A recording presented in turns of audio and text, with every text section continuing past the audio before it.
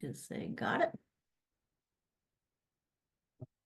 So like Suraj mentioned, my name is Heather Pearson, and I'm the International Admissions Counselor for University of Wisconsin-La Crosse. And so what I'd like to do is show you a PowerPoint presentation. It's about 20 minutes in length, and it will really introduce the university, explain academic programs and admission criteria, explain the type of financial assistance we offer to students, and then give some information about working together as partners. And then we'll open it up to any questions that you might have. So with that being said, I'm going to go ahead and share my screen here. And there we go. So like I mentioned, my name is Heather Pearson, and you've got my contact information on the screen right now. So you have my email address, my WhatsApp number, and my WeChat account. You're welcome to contact me on any of those platforms. I'm typically on email during US work hours, so from about 8 to 4:30 US Central Time Zone. On WeChat and WhatsApp, I tend to get messages all hours of the day, so those can be good if you're looking to contact me at a different time. So starting out here, I like to begin my sessions by showing you specifically where the university is located. And so you'll see in the first graphic there, it's a map of the United States, and the state that we are located in, Wisconsin, is circled. So we are in the northern part of the United States, bordered by Minnesota, Iowa, Illinois, and Michigan, and close to the border with Canada. So we are a northern or a Midwestern state. The second graphic shows within the state where we are located, and you can see that we are in the city of La Crosse on the western part of the state. So our city is right alongside the Mississippi River, and it borders the state of Minnesota. I also have some distances there so you can see in perspective where we are located. We often talk about the biggest cities close to us being Madison, Minneapolis, and Chicago. Those are all drivable. They all have regional or international airports, and they're often just bigger urban cities where students enjoy going for shopping, recreation, live music, cultural events, and things like that. I also put some other distances just to show you where we are in regards to some other popular cities like LA, Seattle, New York City. You can see that we are not actually close to those places, but because of the good transportation system within the United States, it is very possible for students to visit those cities while they are with us. Looking specifically at the city of La Crosse, we are a city of about 52,000 residents total within the city. That makes us a middle-sized city, but for our region of Wisconsin, it actually makes us one of the larger cities. So we are more of a hub for business and industry, for healthcare and education than a lot of the places surrounding us. It's easy to get to La Crosse. We have a regional airport in the city that has flights twice daily to and from Chicago O'Hare International Airport. We have a stop for the Amtrak train, which is the main train system that runs throughout the United States. We have regional buses that take residents to different cities throughout Wisconsin, Minnesota, Illinois, and Iowa. And we have local transportation, such as a city bus that students can ride for free, as well as ride shares like Uber and Lyft. So easy to get to La Crosse and easy to get around within the city. Our major industries include healthcare, education, business, manufacturing, and technology. These are the industries that will initially support your students while they are students, making sure that they have access to food, clothing, school supplies, all of those things they need just to be a student. However, they will also serve as sites for volunteer experiences, internships, and possibly even employment opportunities as students get more defined in their career goals. Our city is beautiful. It's known for its natural scenic beauty. And the top visual on this screen is the Mississippi River, which runs right alongside our city. So students go on a riverboat cruise when they first arrive in La Crosse to get a better sense for just the climate of the area. The bottom visual is Grandad Bluff, and that's a large geological formation. From the top, you can see the full city of La Crosse in front of you, as well as the Mississippi River, the state of Minnesota, and the state of Iowa. So it's an amazing view. We experience all 4 seasons. And so we will have really warm summers, temperatures often between 25 and 40 degrees. We have cold winters, temperatures are often -0, and mild seasons in between. And so right now we are really close to the winter season, and so temperatures are getting colder and colder. So for example, today the temperature ranged from about +1 to -2. So it's kind of cold today. It's going to get colder. But then, like I said, transitioning into warmer weather as the months go on. The city of La Crosse has been ranked the #4 best small university town in America by Preply ranking. And it's also been ranked the #11 most economical university town in the US and #1 in Wisconsin for students to study. For us, that's very important because it gets to the affordability of living there for the students and also for just the different features that the city has that are desirable to your students. The university that we're presenting on today is University of Wisconsin-La Crosse. We are one of 13 public universities in the state of Wisconsin that have the title University of Wisconsin. So there are 13 universities in total. Those include University of Wisconsin-Madison, University of Wisconsin-Milwaukee, University of Wisconsin-Eau Claire, and several others. We're all spread throughout the state. So University of Wisconsin-La Crosse is a mid-sized public university that's part of that system. And so we are separate from each of the other universities, but we also do a lot of collaboration together. So students have the benefit of research and other opportunities through those universities.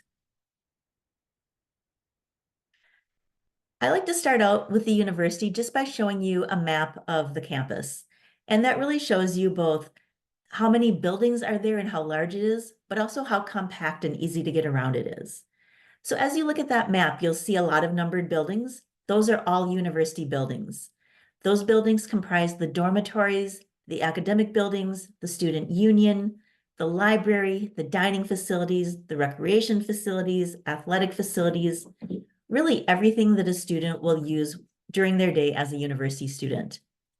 Immediately surrounding us, we are in a residential neighborhood, and so there are a lot of houses and apartments nearby where local community members live, and there are places that are rented out to university students. So a number of our international students live just a few city blocks away from campus. We are also near a number of restaurants and shops, and so when students want to get a bite to eat with their friends or go out for trivia night or grab a cup of coffee, it's all within a short walking distance. We are located about a 20-minute walk or a 5-minute drive from the downtown La Crosse area. And so when students want to get out of the campus and residential area, it's really easy for them to get into the city. We have a total enrollment of just over 10,000 students. And again, that makes us a middle-sized university. For us, we feel like it gives the students the best of both worlds.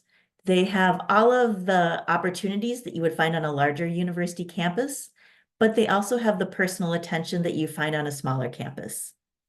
Our focus is predominantly undergraduate students, so most of our students are pursuing their bachelor's degrees, about 9,400 students. However, we also have over 900 students pursuing master's or doctoral programs, and as you'll see, some of those programs are very popular among our international students.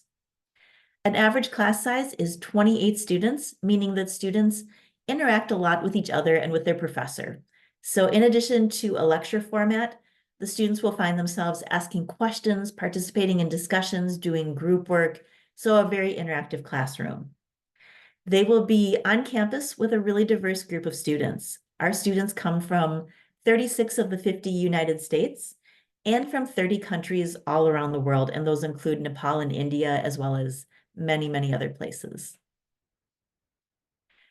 Some of the rankings that we are most proud of include ones that focus on the affordability, but also the quality of education.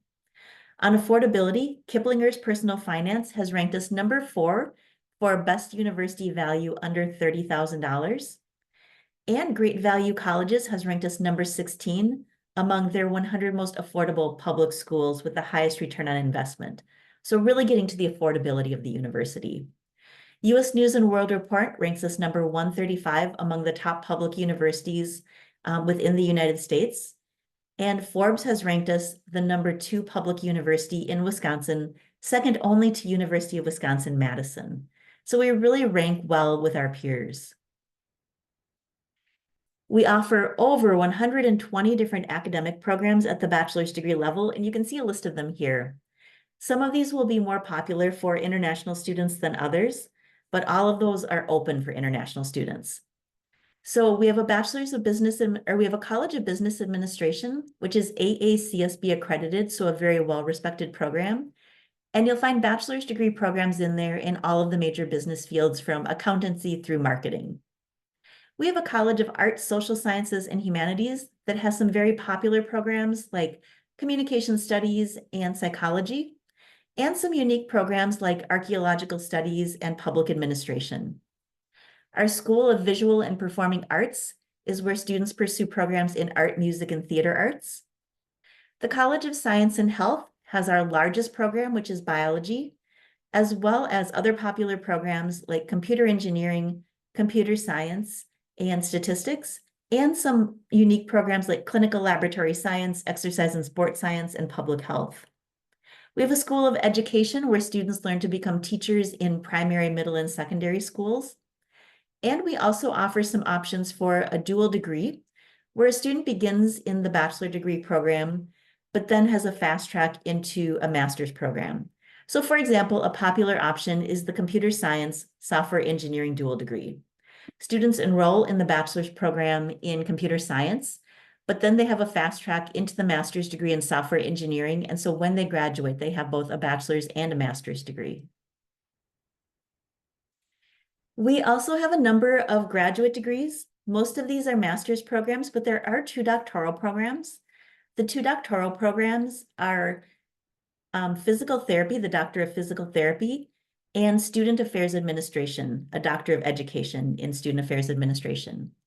The other programs are Master of Science programs, and most are offered on campus. However, you will notice a few offered online.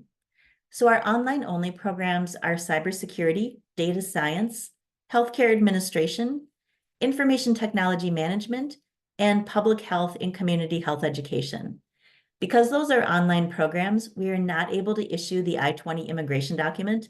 They must be completed outside of the United States, or the student must have a different type of visa that allows them to be physically in the United States. But all of the other programs that you see there are offered on campus, so students are working in labs with our faculty members, conducting research, doing internships, having mentorship, so very strong programs, and a lot of those are STEM fields. The popular programs here for our international students are applied statistics, biology, exercise and sport science, microbiology, and software engineering, but each of the programs you see here does accept international students into their program. We offer 10 residence halls or dormitories for international students to live in. They include Eagle Hall, which is a suite-style dormitory. So you can see there are 2 bedrooms. Each bedroom will have 3 students, and the 2 bedrooms are joined in the middle by a common bathroom that the 2 rooms share. So it's very much suite-style. Those 6 students live together in community. We also offer Reuter Hall, which is an apartment building on campus. You'll see there are 4 bedrooms. And so each student has their own private bedroom, and then the 4 apartment mates share the facilities together, the living room, the bathroom, and the kitchen. And then we also have traditional residence halls, where, as you can see in that visual, there are typically 2 or 3 students per room. It's a little bit of a smaller room, but it's the most economical option. And then the students that share that room will share bathroom and shower facilities with other students on their floor. So international students have a choice of where to live. When we send them their housing application, they can select the apartment style, the suite style, or a traditional hall. And sometimes they do that based on personal living preference, based on their age and who they'd like to be living with, or based on cost. Some will look at the most affordable option. Only our new first-year freshman students are required to live in a residence hall. And so if you're working with a student who's a transfer student, an older student, or a graduate student, they can live on campus, but they are also welcome to look off campus. Students who live on campus are enrolled in one of our dining plans, and most students will enroll in the classic or the deluxe meal plan, which gives them a good number of meals per week at our main dining hall. It also allows them to eat in the food court on campus and at other dining facilities. So both of those meal plans are very comprehensive. They should cover the majority of the meals for the students. Students who live in the apartment building can choose the Reuter plan, which means that they will cook some of their meals themselves, but then they'll also have some meals provided through block meals and some dining dollars. We really want to make sure this is a good experience for students, and so we will have options available such as vegetarian and vegan, gluten-free, peanut-free. If a student has specific restrictions or allergies, they can work with a dietitian. And we also survey our students each semester to see how many students are interested in halal options so that we can look at providing those for them as well.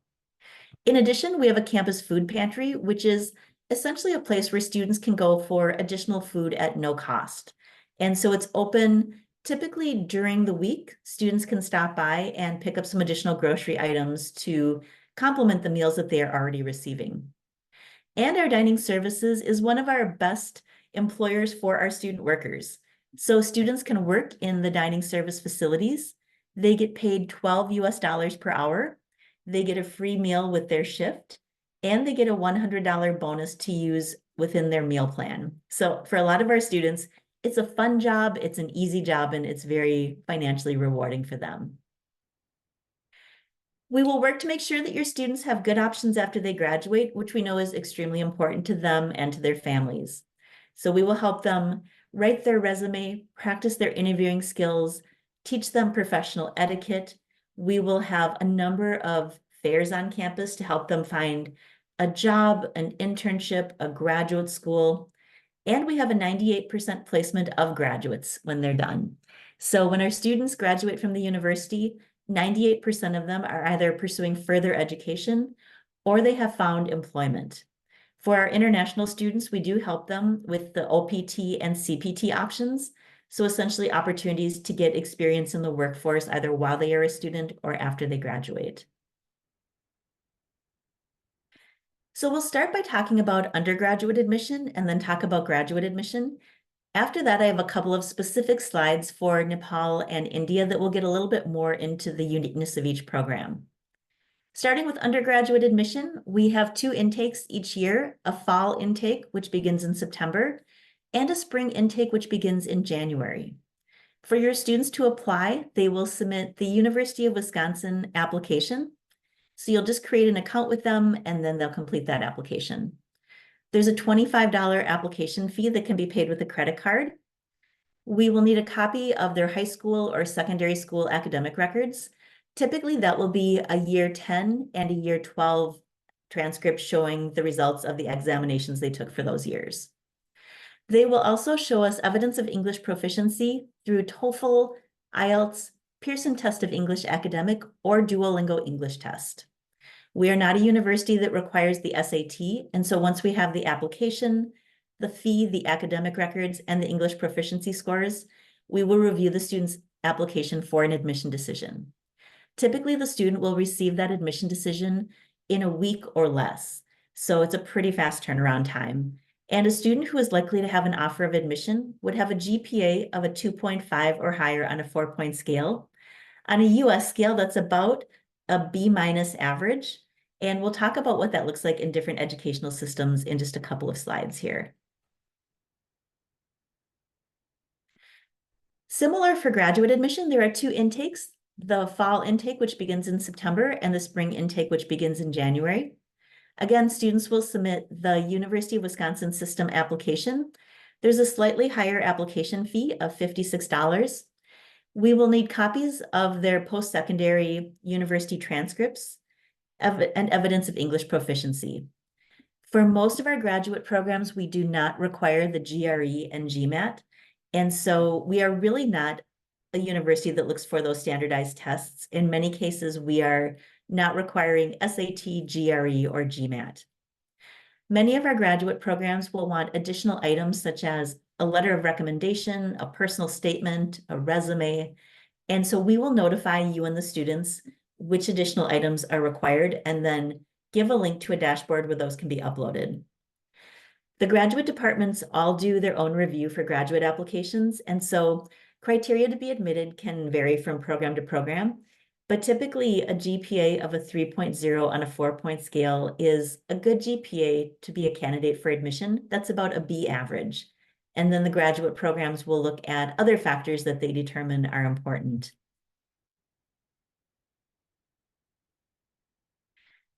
Some notes for India, specifically for your graduate applicants, we do not have a limit on the number of backlogs. And so while the graduate committee will be able to review the students' academic records and they will see the backlogs, we do not have a policy that would say that a certain number of backlogs is not prohibited. And so I would say, honestly, backlogs do not negatively impact a student's admission decision. We can consider your applicants with 15 years of education for admission to a graduate program, as long as the university they attended is NAAC accredited with an A grade. So again, the graduate review committee will see that it's 15 years of education rather than the typical 16 that a student would have if they have a US bachelor's degree. However, we let them know that this is an acceptable bachelor's degree and that they should really look at the student's preparedness when making that admission decision. In terms of documents, your students who are applying for admission as a new freshman for a bachelor's degree should submit their secondary school examination results for year 10 and their senior school certificate examination results for year 12, or the equivalent. We know that there are some different boards in India that administer these examinations, and so we'll just need the exam results from that particular board for the student for year 10 and year 12. Typically, they will be a good candidate for admission with an average percentage of 60% or better, about a B2 average grade. And your applicants for graduate programs should submit both their mark sheets and a consolidated transcript, and they will be a strong candidate for admission with an average percentage of 45 or better, a designation of second class, or if they attended an Institute of Technology, an average of a 7 out of 10. We know that there are some other grading scales as well, and so we will always look for the most appropriate grading scale and reach out to you if we have any questions about a student's academic background. Some important notes for applications from Nepal. The students applying for a bachelor's degree new freshman admission program will submit the SEE results for year 10 and the SLCE results for year 12 or the equivalent. And so again, looking at year 10 and year 12.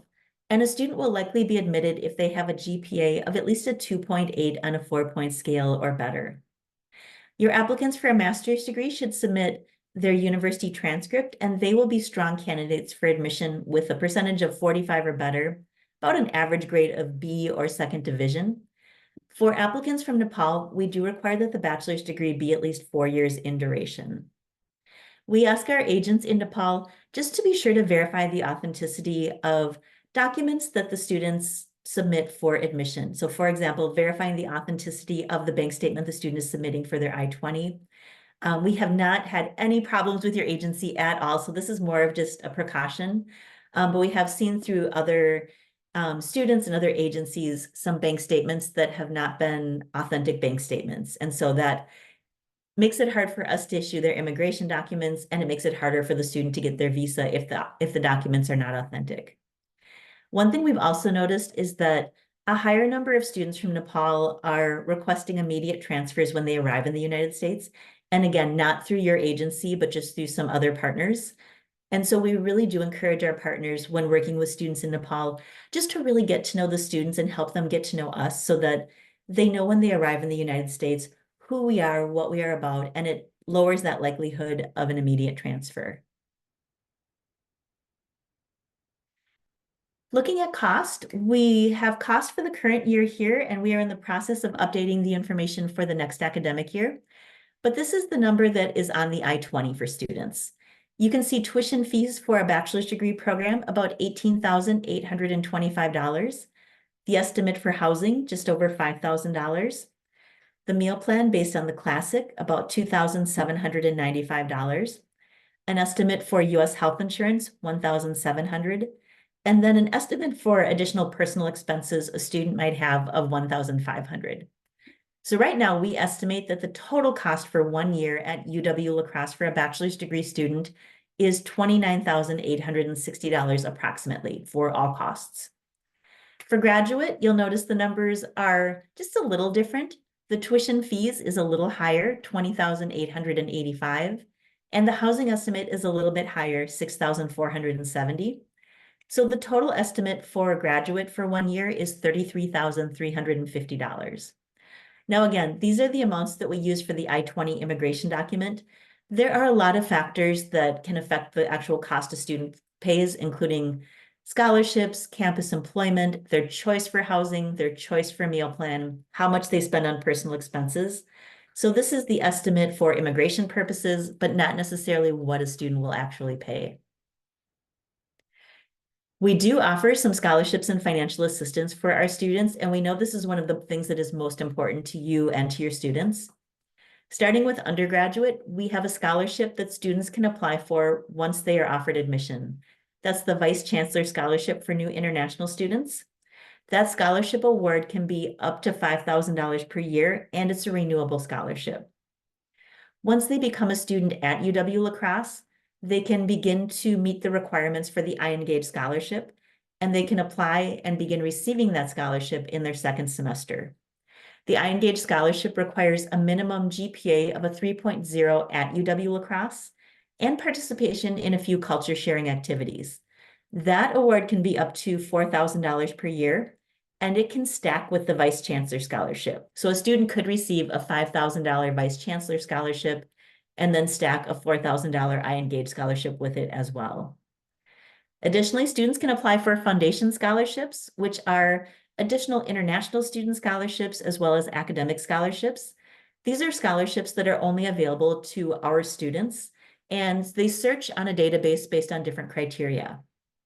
And then lastly, students can work on campus up to 20 hours per week. Our minimum pay is $9 per hour, but a lot of jobs pay a higher wage. There's no shortage of jobs on campus, and so if students are interested in having a job, they can look in the academic departments, in their dormitories, in dining services, in support offices, in the recreation center. There's so many jobs available. Then at the graduate level, we offer graduate assistantships. So that's a 20-hour assistantship doing work within a graduate department, and that pays $15,000 per year. Students can apply for a non-resident tuition waiver, which reduces their tuition fees from the out-of-state rate to the local rate. So it reduces it by about $9,900 per year.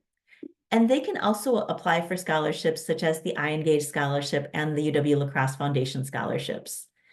I would say that the majority of our international students on campus have at least one scholarship, if not more. And really for students who are motivated to keep their grades high, to participate in activities, to apply for scholarships, those students tend to find that they are selected for several of those opportunities. We always encourage our agency partners and our students to follow us on different social media platforms. It's a great way to just get in the moment information about something fun that's happening on campus or a big announcement that's been made regarding a new academic program or something else exciting happening on campus. To support you as our agency partners, we commit to providing training for you annually or as needed to make sure that you have the most current information and to answer your questions. We provide you with print and digital copies of recruitment materials so that you have materials to give to families when you're talking to them and to reference when you're looking for information. We are always happy to make country and region-specific information when it's requested. And so if there's something that can help you specific to Nepal or specific to India, we are happy to talk to you about that and to work to provide that. We are getting out and traveling more and more now post-pandemic, and so we hope to be in India and in Nepal, hopefully sometime in the next year, and we would love to visit your offices when we're in your city. We hope to provide fast responses to your inquiries because we know that you are trying to get information to the students as quickly as you can. And we are also open to hearing whatever else we can do to help support you as our agency partners. For you as our partners, we hope that you learn about the unique aspects of UW La Crosse. So as you're talking to students, you can really identify students that would fit well with our university. Please ask us questions anytime there's something you're not sure of. We're happy to provide any kind of information that will help you as you're recruiting students for us. We ask our agent partners to represent UW La Crosse accurately to students in terms of location, the weather climate, the size, the academic programs, the makeup of our student body, all of those things that are important to students choosing a university. We want you to use our application essay prompts if possible when you're helping students submit their applications. We know sometimes students will write more of a generic essay, and while that sometimes helps us with the information we're looking for, it's most helpful if they use our actual application essay prompts that are in that online application. If you're completing the application on behalf of the student, we ask that you have the student present with you while you're completing it, just to make sure that when there's a question, the student can give you the accurate information to enter. And then once we've admitted the student, we appreciate any help you can give the student as they prepare for their visa interview and those next steps after admission.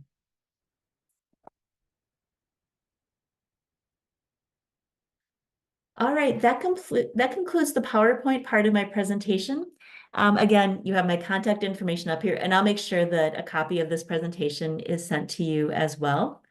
But I also, before I stop screen sharing, I wanted to share just one more thing with you. I also wanted just to share our website, just to make you a little familiar with it. So this is our main website. If you do a search for University of Wisconsin-La Crosse, this is where it will take you. And what I wanted to show you was two key sites as you're working with students. One is the admissions page. And so when you click on that, first of all, you have a chance to see just kind of a drone video footage of the campus, which can be kind of nice just to see what it looks like. But as you scroll down, you'll see a link that says Learn How to Apply. And when you click on it, it will give you different student populations. If you click on International Student, it will then give you a listing of what needs to submit for new freshmen, transfer, and graduate students, as well as information about cost to attend. So all the things that I talked about in the session will be there for you, and you can click on different things to get more information. So this is a site that we really recommend that you go to with students. The other site that I just wanted to recommend is the academic site.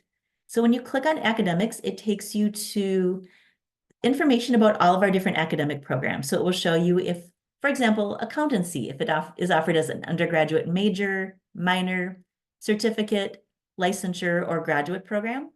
So you can see each program and how it's offered.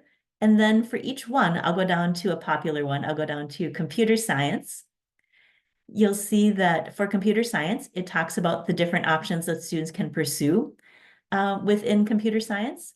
But then when you click on it, it will also take you to a computer science page where if you're reviewing programs with a student, you can show them more about our programs. It talks about the field of computer science, the jobs that are available, potential career opportunities, and then what makes our program distinctive.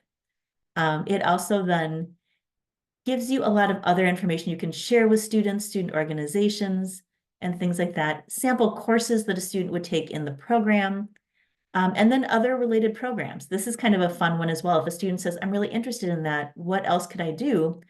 It'll take you back here so that you can then look at other technology related fields. So I just wanted to show you that as well, in addition to the PowerPoint. I will stop the screen sharing now and come back to the group just to see if there are any questions or comments about the presentation.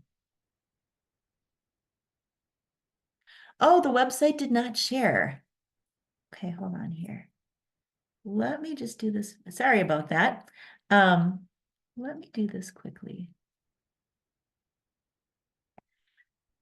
Okay, hopefully now that is sharing. And so this is the site that I took you all to. And basically I went to the admission site. I went to learn how to apply, and then to the international student link, where it then has the tabs for each of the different populations. And then the second link I took you to was academics. And then from there, it allows you to scroll down and see all of our different programs and how they're offered as major, minor, certificate, graduate program. And then just as an example, I clicked on computer science just to take you to a specific page that gives you a lot of information about that. So we have that for all of our different academic programs. All right, so I'm going to look at questions that come up here. So feel free to put them into the chat or to unmute yourself and ask them. It looks like there is a question that asks, are there just the two intakes available? Yes, for bachelor's degree, we just have the fall intake, which begins in September, and the spring intake, which begins in January. Most of our graduate programs have those same intakes. There are a certain number of graduate programs that also offer a summer intake, which typically begins at the end of May or early June. And those are specific programs where they start in summer as kind of like an acceleration to get them ready for the fall semester. So just the 2 semesters. We are currently still accepting students for the January 2024 term. It's getting a little late now. We know it's not too late for us to admit them on our end, but we're just finding that, especially in Nepal and India, it's getting harder to find visa interview dates in time for students to get to UW La Crosse in time. Yeah, yep, that's what we're seeing. They're not getting the visa interview date in a specific time. You know, what I would recommend is now for students in Nepal to probably apply for the September intake. And they can apply for that now. We can get them admitted pretty quickly. And then hopefully they have within the next, months between now and August, plenty of time to line up that visa interview. We do also hold what we call a pre-departure and visa preparation session for them. Because we know that students from Nepal and from India get nervous about that visa interview because many students get approved, but there are also some students who don't get approved for their visa. And so we try to help them just calm their nerves and prepare for the types of questions that they will get. How are scholarships provided? Are they evaluated by academic achievements or by other? So most of our scholarships are merit-based, meaning that we will look at their academic performance.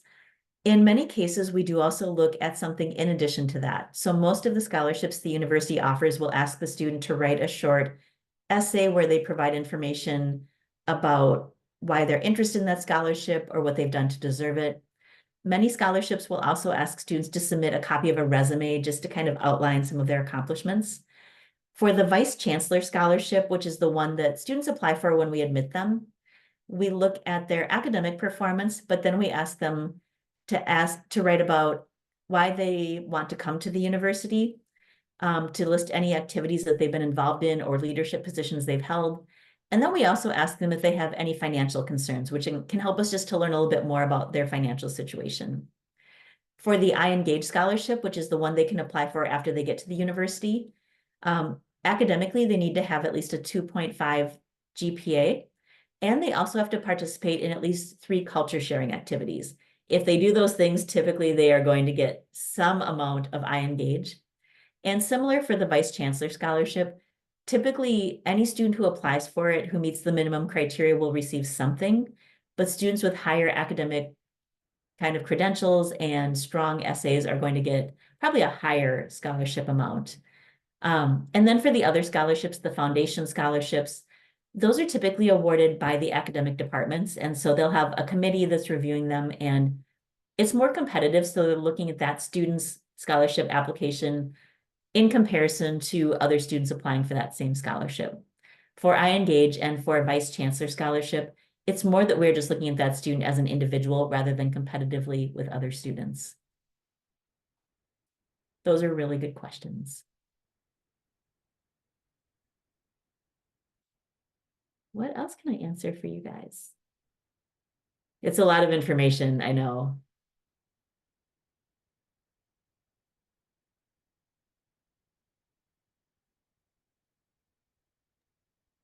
I think that's all. All right. Well, if there aren't any other questions, I will make sure that I send a copy of the presentation that I gave now, and you're all welcome to reach out to me individually if you have any questions. But we're really excited to work with you. We know that this is a great agency, and my hope is that in addition to seeing you just here on a Zoom screen, that sometime in the next year I can actually visit you in your offices in Nepal and India. We do have one more question that popped up here. How is the alumni profile? I will say that in terms of alumni, overall as a university, we have a lot of great alumni who have gone on to work in Fortune 500 companies, who have gone on to really great careers, who have gone on to graduate programs at prestigious universities. Between India and Nepal, I would say there are probably more examples of successful alumni from India, just because over the years we've had more students from India come to the university. We do have some great students who have graduated from Nepal as well. And I think sometimes what can be helpful is to capture those stories for you, right? So when I was talking about what other information can we provide for you, I think current students or alumni from your countries giving their testimony about why they came to UW La Crosse, why it was a good university for them, and if they've graduated, what happened afterwards can be really helpful. So that's something I'm definitely trying to work on. We have right now one really amazing student from Nepal who wants to help me a lot. Like he's always stopping by my office wanting to know what more he can do to help. And I know he would be happy to talk to prospective students. He'd be happy to do a video testimony. And I think he's just a great representative. Same with some of our students from India. I know they'd be happy to um, participate in a student panel, to give a testimony, or to do a short video about the university.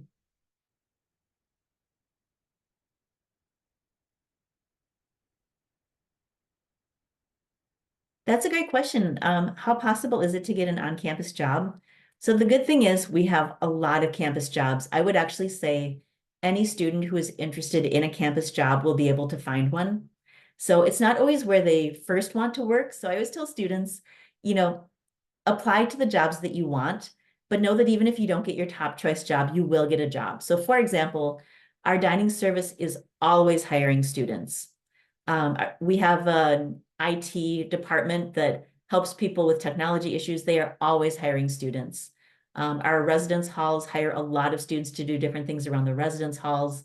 Academic departments hire students. My office hires students. The international office hires students. The recreation center and athletics, the library. So really, a student should not have a problem finding a job. And they can work up to 20 hours per week when classes are in session.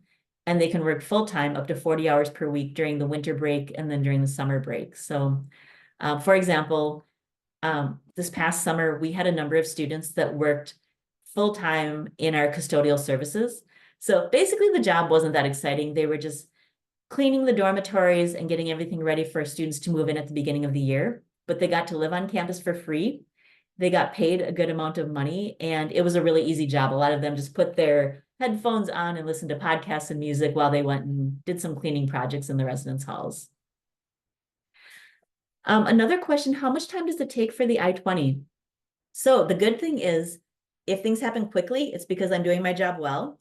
If things are taking too long, it's also because of me. So you have one person to go to if you have any concerns about the time to get an I-20, but typically it's pretty quickly. So once your student is admitted and we have the items we need to create the I-20, so essentially the financial documents, I typically will create that I-20 in 1 week or less.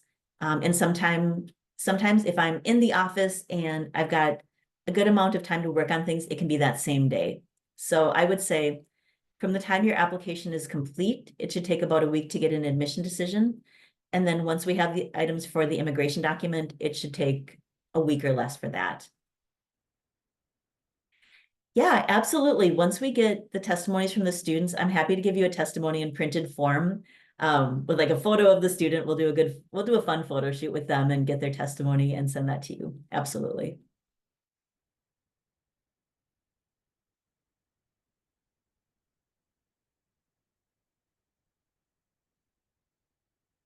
All right. Anything else? Thank you all for those good Yeah. questions.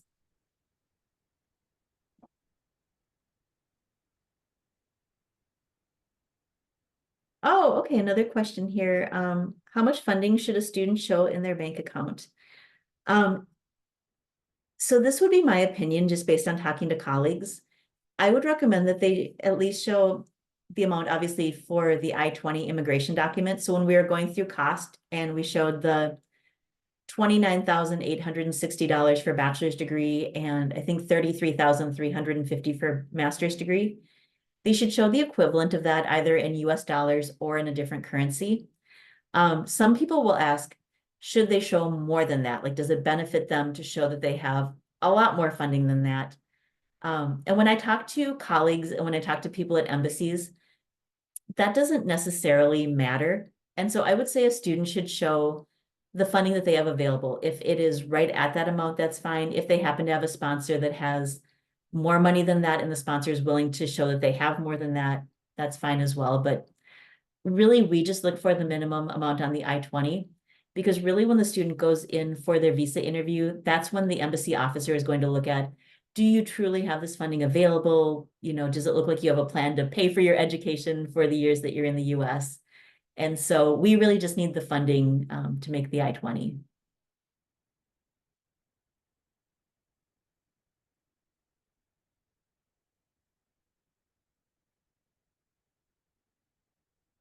All right. I think that's all. So thank you everyone. Good having you all in this webinar. So like if you guys have any questions, like you can reach out to me in my email or WhatsApp. I'll put it in chat. That sounds good. And I promise that within the next 24 hours, I'll get the slides to you, Suraj. I'm going to go to Yeah, bed so now. It's 11 o'clock. So I'm going to grab my cat here.